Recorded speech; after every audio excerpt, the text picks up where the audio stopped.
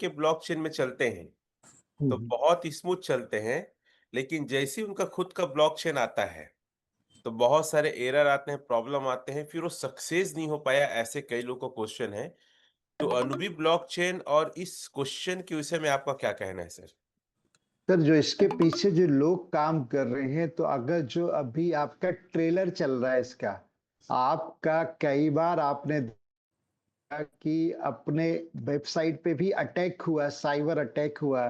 कई बार polygon blockchain के ऊपर कुछ अपडेट आया था, उसके नोट्स काम नहीं कर रहे थे, तो हमारा डेटा थोड़ा डिस्टर्ब हो गया था, जो हमको स्पाइडर रिवार्ड बनता है। तो उसको उन्होंने कितने देर में रिकवर कर लिया। मतलब इसके पीछे जो इंजीनियरिंग है, जो बैकअप में जो लोग काम कर रहे हैं, वो बहुत एक्सपर्ट हैं ब्लॉकचेन के। और एक्चुअल में अपन उन्हीं लोगों के साथ है जो कि डेवलपमेंट्स करते हैं, है, रिसर्च की टीम है जिनके पास। तो इस पे तो बिल्कुल अपन को पिछले अनुभवों के हिसाब से डाउट नहीं होना चाहिए कि बाकी के लोग सर मार्केट से क्या करते हैं, कम नॉलेज के लोगों को लाते हैं, हायर करते हैं, पैसा कमाने का उनका मकसद होता है। इसलिए हो सकता है कि कई बार वो मैनिपुलेशन तरीके से करते के साथ वो ब्लॉकचेन पे डिप्लॉय नहीं हो पा रहा, क्योंकि उनको तो फ्रॉड करना ही होता है ना सर। तो जब टेक्नोलॉजी के अंदर आप इन्वॉल्व हैं, टेक्नोलॉजी की जो नॉलेज है, तो क्यों डिपोर्ट नहीं होगा? तो उनकी क्या मंशा है, क्योंकि वहां पे सेंट्रलाइज चीजें होती हैं, यहाँ पे डिसेंट्रलाइज फॉर्म में पहले दिन से और एथिक्स पे और एक सिद्धांतों पे ये काम कर रहे हैं। उसके प्रूफ है, एक और प्रूफ है सर, कि जो 2.1% का जो बर्निंग होता है, जिससे स्टेबल कॉइन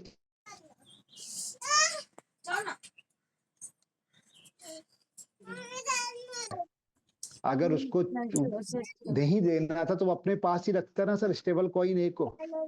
और स्टेबल कॉइन अपना इंडिविजुअल अधिकार, तो ये से उनकी नियत साफ होती है कि सर वो कॉइन भी पब्लिक में डिस्ट्रीब्यूट किया जाता है ईयर ड्रॉप के माध्यम से, जो कि 2.1% जितने भी ट्रांजेक्शन 7 मार्च 2024 के बाद से हो रहे हैं। इसको तो सर इस फिर से थोड़ा-सा सर 2.1 को एक बार फिर से। कि क्या है, सिस्टम्स के रूल और रेगुलेशंस को फॉलो करेंगे, यानी जो हमको अर्निंग दे रहा है, यानी अगर हम क्या होता है सर, कई बार हम छोटी सी लालच में, जैसे बहुत सारे लोग, मैं कई बार बोलता हूं कि गवर्नमेंट की टैक्स, इनकम टैक्स, जीएसटी को बचाने की कोशिश करते हैं, गलत तरीके से उसको कोशिश करते हैं, झूठे डॉक्यूमेंट, झूठे चीजें रख के।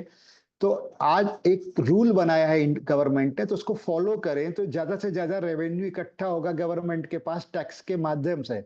इसी तरह ओरिजिन के प्रोटोकॉल के अंदर सर एक रेगुलेशन बनाया है कि कभी भी आपको एल्जीनियस को डाई के माध्यम से खरीदना है, जिससे नए एल्जीनियस बनते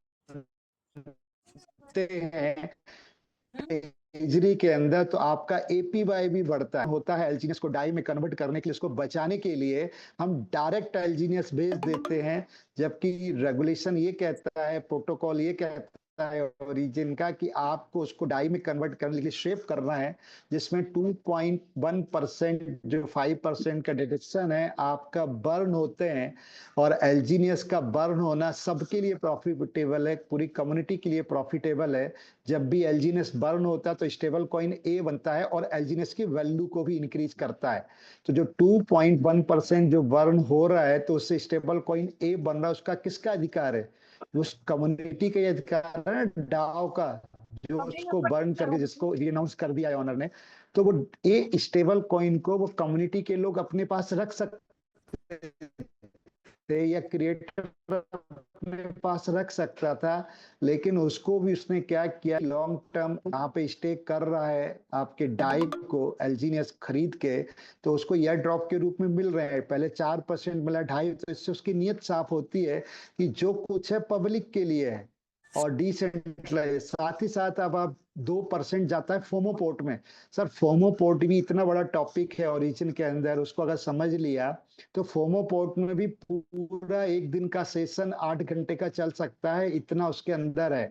क्योंकि यहाँ पे कोई ट्रेडिंग प्लेटफॉर्म नहीं है सर, ये एलजीएस किसी एक्सचेंज पे ट्रेड नहीं हो रहा, गेट आयो पे अब आया है। इसके पहले जो पब्लिक डाई से एलजीएस खरीदती थी, तभी आपका वो ट्रेड होता था। तो यहाँ पे अपने डाई को एलजीएनएस में कन्वर्ट करें 100 या 101 डाई से, और जब भी आप डाई से एलजीएनएस खरीद रहे हैं, उसकी डिमांड क्रिएट कर रहे हैं, उसकी वैल्यू क्रिएट कर रहे हो, तो उन लोगों को रिवार्ड के तौर पे हर घंटे में वहां पे $16,000 बट रहे हैं आज भी।